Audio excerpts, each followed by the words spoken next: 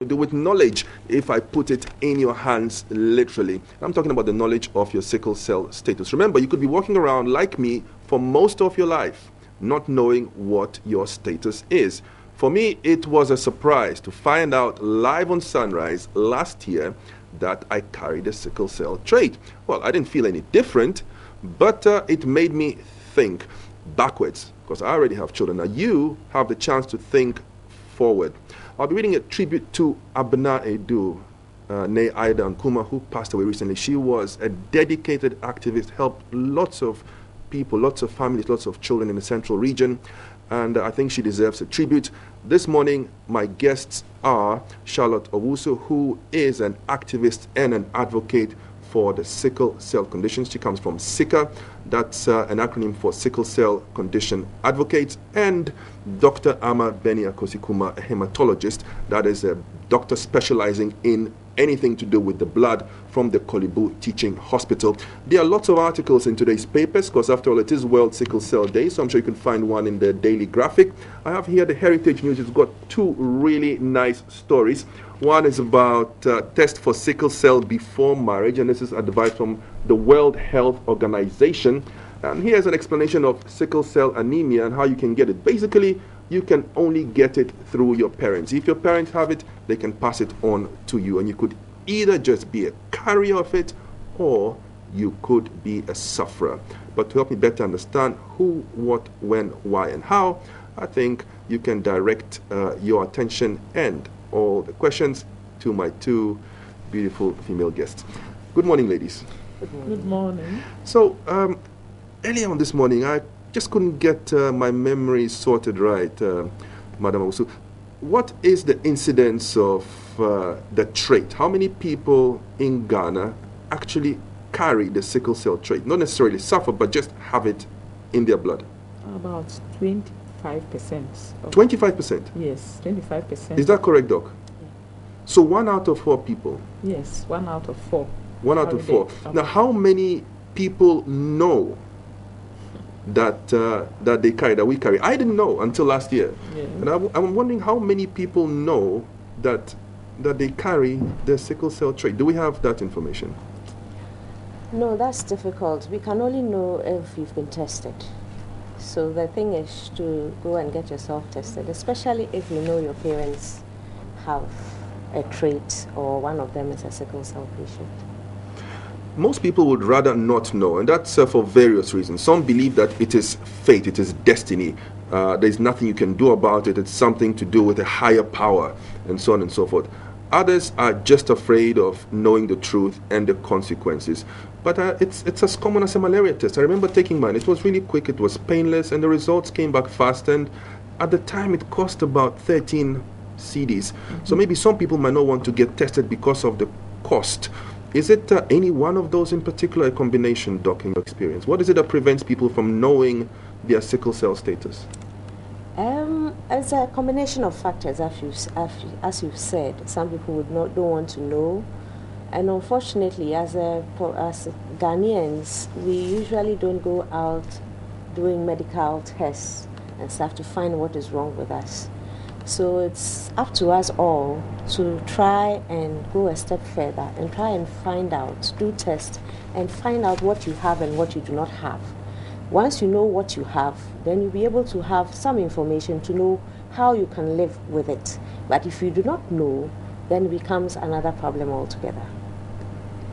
Nana Kofi Achamfo asks a very good question. Says, I would like to know why we don't have celebrities. I mean, otherwise, popular people like, presidents, ambassadors for the sickle cell disease, he calls it. I think it's better called a sickle cell condition, because you don't necessarily need to feel the illness in order to be concerned.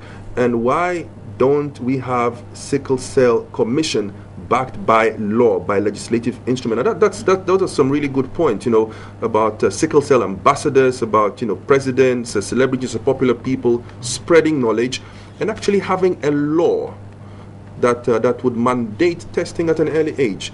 Why don't we have that, Madam Charlotte also?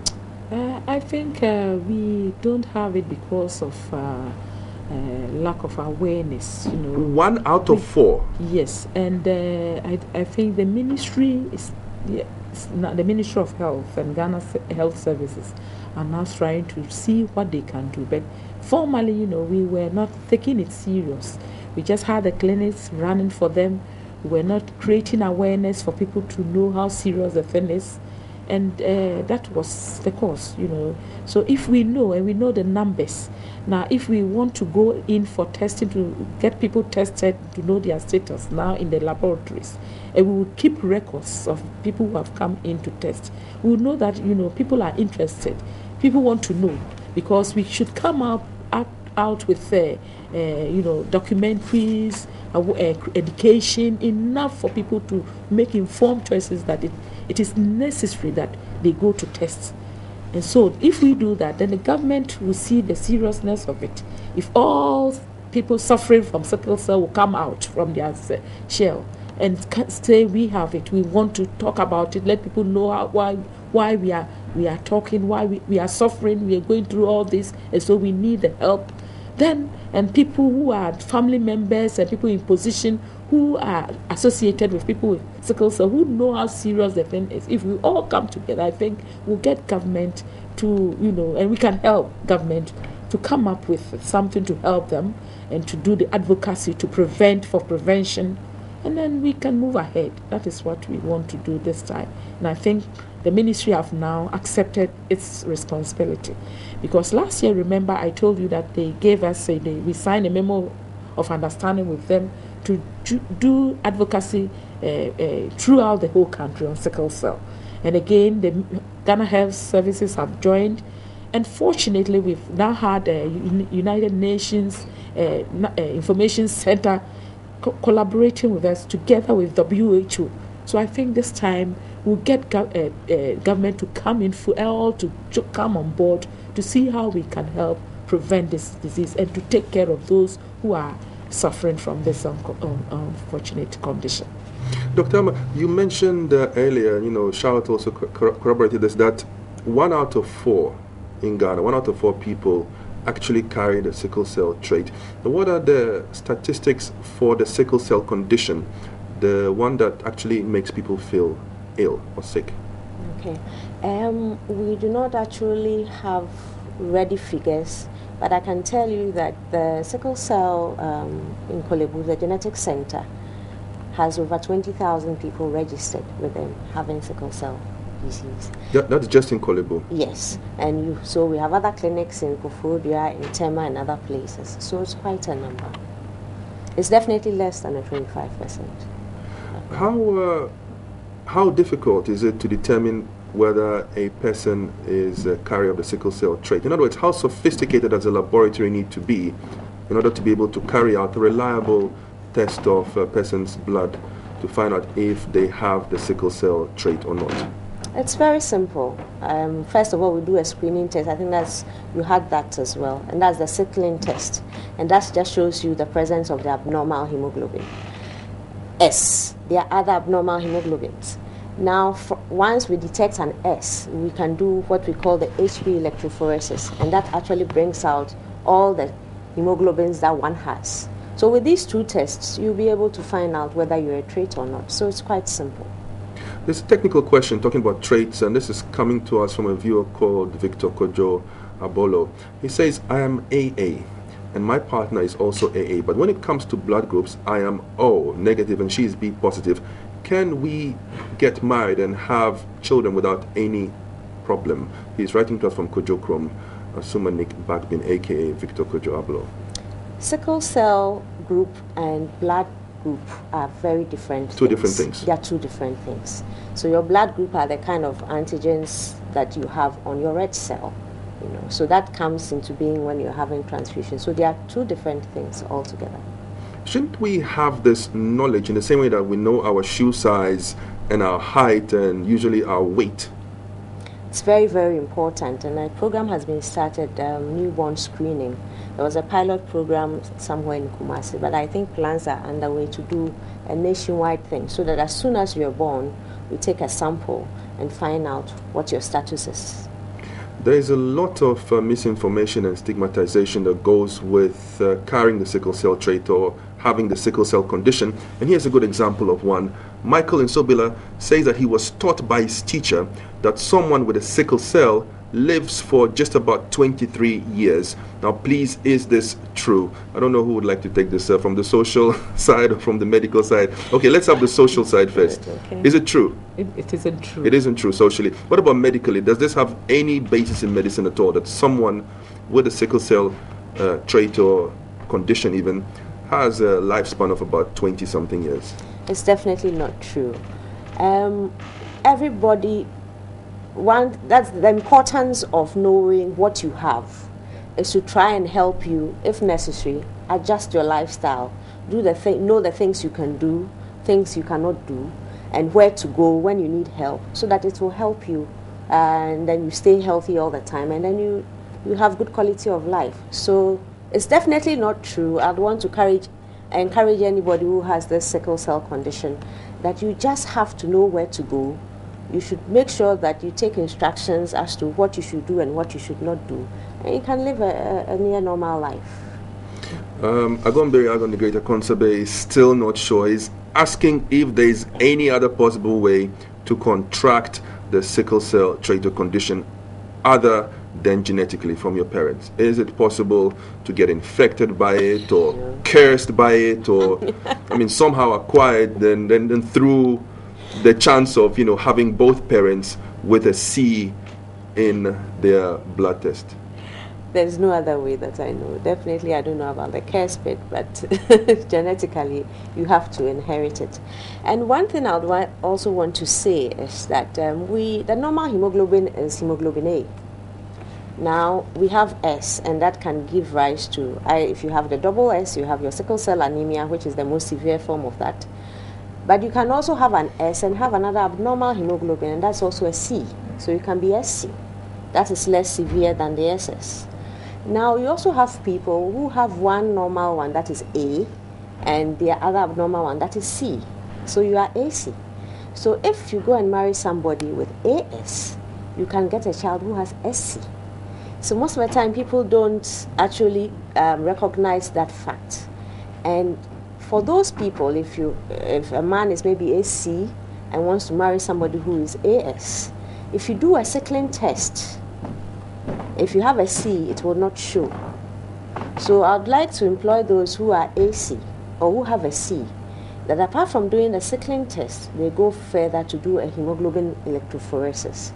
That will actually give you all the hemoglobins that you have. I think that's what I need, because I had the sickling test done. Is that correct? Yes, it was. It was AC. It was AC. AC, but I was condition negative. It was negative, but I still had the AC. So he said, I need to do another test. You don't. If you're already married, you're fine. But if any of your kids is also AC, then when they're going to get married, they should make sure that their partners don't have an S. Now, here is the sensitive point. At the point where people decide to get married, they usually either like each other very much or love each other. So when you go and get yourself tested at that stage, what is the likelihood that you'd have, the emotional and the mental fortitude to say, okay, forget our love, forget all our plans, we can get married? I would say that we need to know the status before we meet anyone that we like, even before we reach puberty. So people should know this in the way that we know other things, like our date of birth. Yes. Yes, that is what we are trying to get people to understand, or make people understand.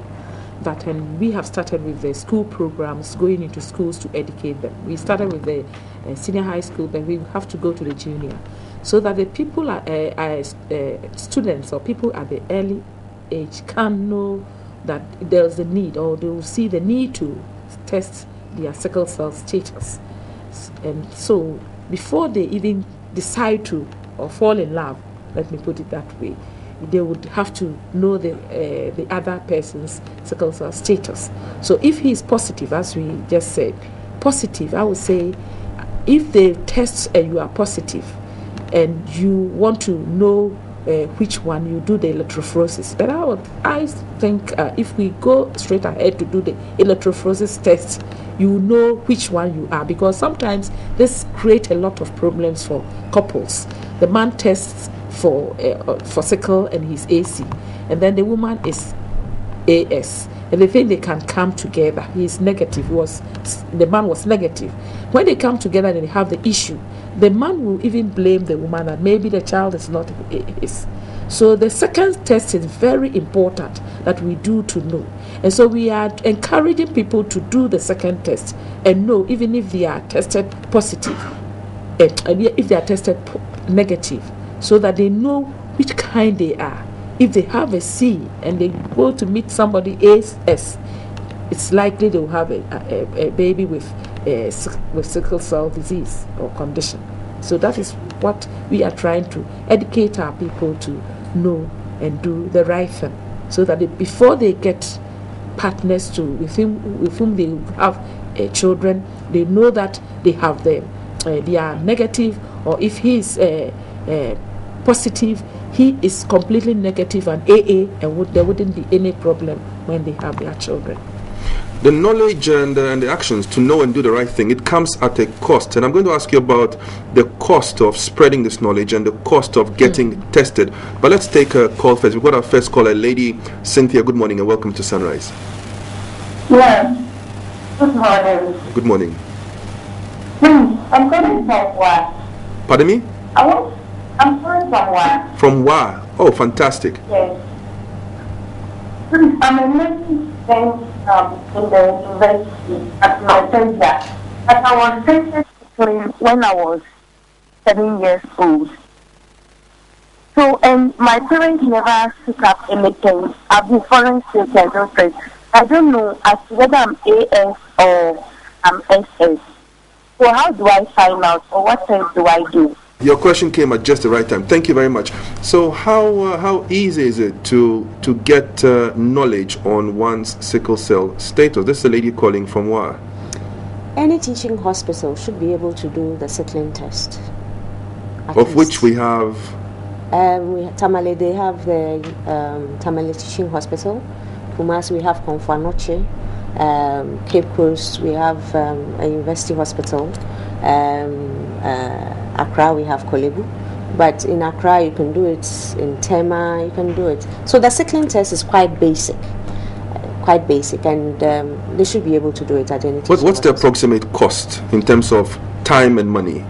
In fact, with sickling test, it's covered under health insurance. And even with HP electrophoresis, you could do that. I'm sure with about 20 Ghana, you should be able to do those tests. Even if you're not covered by health insurance, yes. But if you are, you should get it covered by your NHIS. Yes. What about the cost of education advocacy? And that's something that I think it's important to mention here, that Abnaidu, the late Abnaidu Aida Nkrumah, devoted a greater part of her life and resources to. Well, she's the founder of Sickle Aid Ghana. And she really worked hard to bring knowledge about the sickle cell condition to really poor people, in particular in the central region. She passed away recently, and lots of love going to you and to your work, Abnaidu Aida Nkrumah, an old schoolmate of mine. She was a guest here on Sunrise. Fantastic lady. Farewell, Abna. Will forever cherish you. Rest in peace. Post Sandanako Fi HM4. We've got another caller from Labadi. Good morning. Hello, morning. Good morning. Morning. Hello, morning. Hello, good morning. What's your name, please? Morning. I'm calling from Labadi. From Labadi. Wonderful. What's your name, please?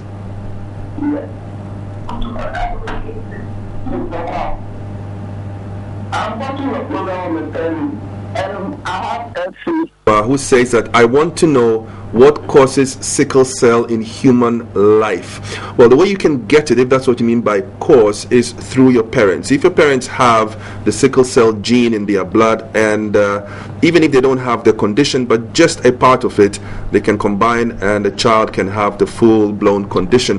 But if you're talking about the origin of the sickle cell condition, well, you can look it up online, and there is a good scientific medical theory that seems to show that it was a mutation to make us more resistant to malaria. However, because of human migration, things went a little bit to the difficult side, actually very much the difficult side. So that's something that you need to do a bit of research on. I've got time for one last caller, Lawrence, after which I'd want to continue my conversation with the guests. What would you like to say or add, Lawrence? Yes, please. I have a sister and she's SS. Pardon me? And she doesn't so far. She's always late. I have a sister. She's SS. She's SS. SA. SS. Okay. Yeah.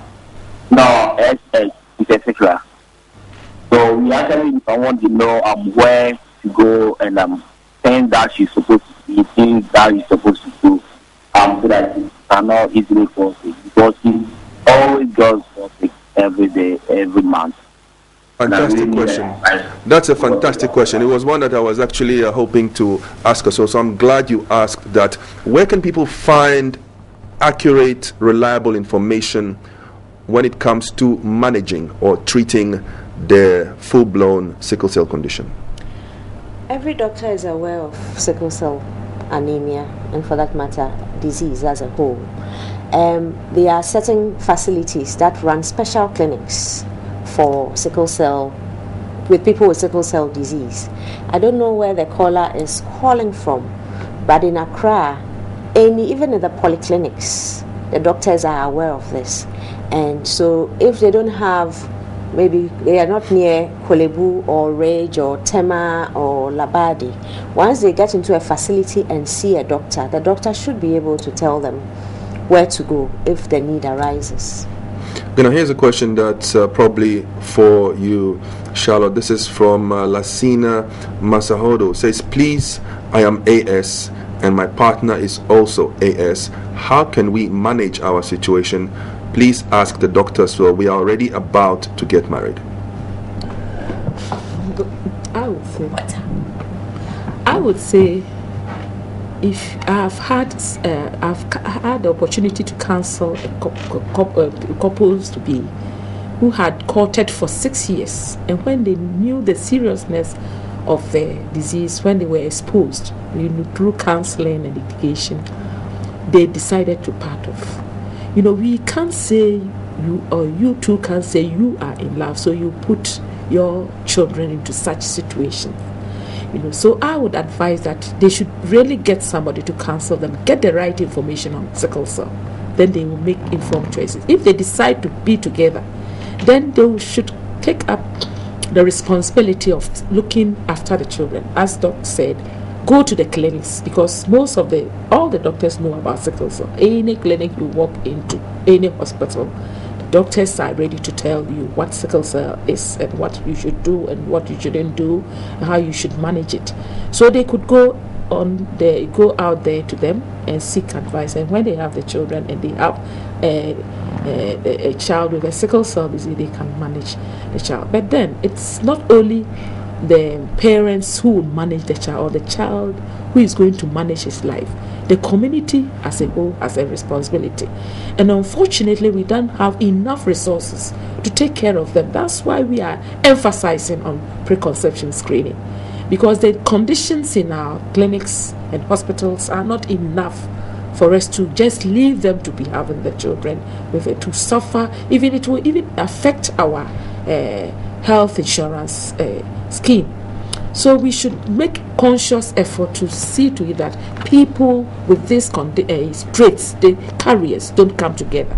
So they should see somebody who will give them the right information. They could go to the website of Sickle Cell Society. They'll get the information. Go to the Sickle Cell, American Sickle Cell Association. They'll get some information there. And they could call on any of us.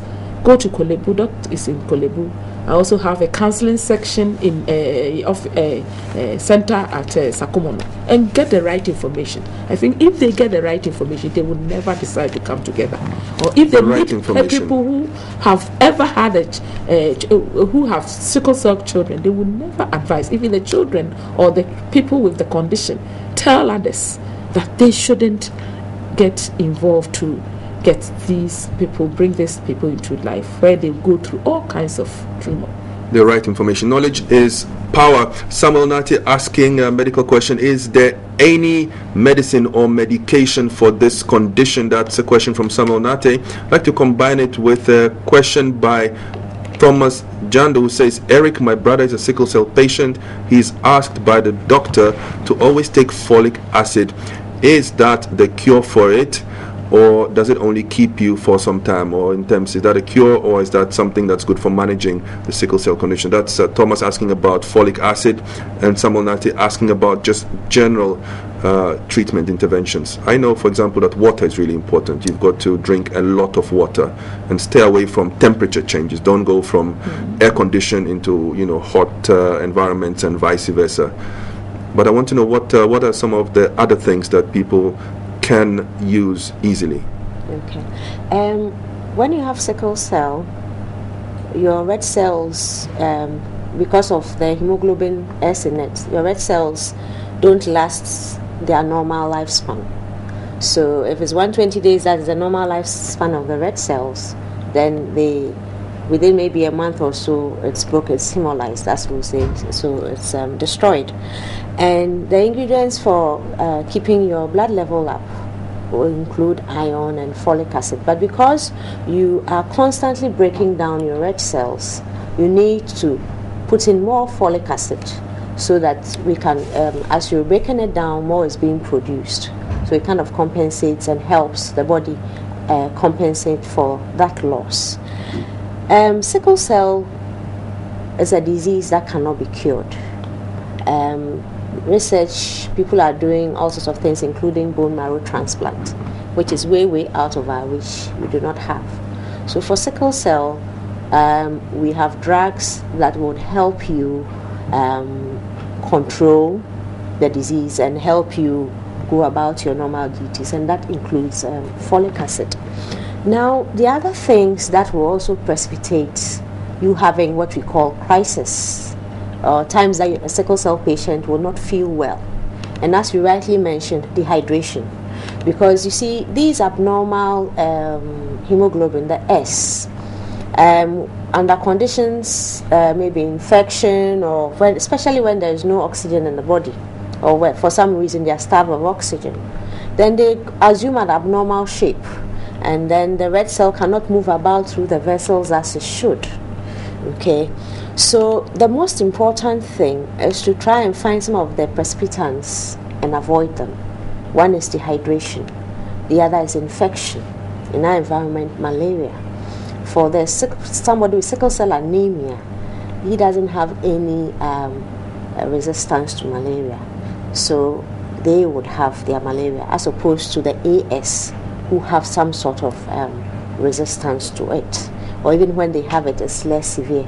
But what about the joint pains? The joint pains and the thing to do with temperature changes, cold weather, or bathing with cold water, is that also a factor? All these factors give rise to the sickling that occurs.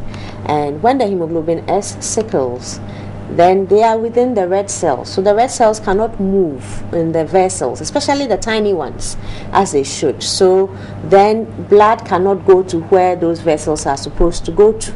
And this is what gives rise to all the pain and the other complications. The vessels will take blood, for example, if it's blood to maybe the bone. If the blood does not flow well and it becomes sluggish, and for some reason it even stops, then that supply to that part is cut off. So there's no oxygen, there's no nutrients. Then with time, then we have that part starts, dying, so to speak. And all these things cause the crisis that we see and the pain that's associated with it, because the tissue is not getting enough nutrients, it's not getting enough oxygen, and so it's not doing too well. Is it possible for two parents who do not have a sickle cell trait to have a child that does? Is it possible to have what you believe you call a recessive gene that that skips a generation? That is very rare. Very rare. Yes, I would say that you inherit it from your parents. Directly from your parents? Yes. Okay. And the other thing is that we have other conditions, subabnormal hemoglobins, like a beta thalassemia. So somebody may have an S coupled with a thalassemia, okay, and the person does not actually know. So maybe you pass it on to the children, and the children might not manifest it, but they have it. So when the grandchildren come in, that is when one might manifest it. But it's definitely inherited. You couldn't get it anywhere else, and it's definitely from your parents, either they manifest it or not. Alhaji Alate Malcolm X says that knowing your health status is not the problem, but rather the cost of treating the illness or the condition after it's been diagnosed in you. He says, for instance, a friend of his went for a hepatitis B test and was diagnosed with it, but he could not afford the cost of the cure, the treatment, and that affected him seriously mentally. Stigmatization is a major problem. So Alhaji thinks that public sensitization or education of people would let us know that being diagnosed with a condition or even a serious illness is not the end of life, but rather a step in the direction of how to know and be able to manage it and live longer, healthier, and be able to access medical assistance in the future. And I'd like to end on part of the tribute Banana Confiation for to the late Abna Edune Ida Ankuma. It says, you've created a big vacuum in the sickle cell community. You started a war, and we have not yet won the fight, but we can't find you to lead the warriors on. Who will speak for the needy sickle cell person now? You were a mother, sister, and friend. You were with us for years. You fought a good fight for the sickle cell community, and I'm sure there are many who would step into Abner's shoes, and she'll be smiling wherever she is watching us from right now.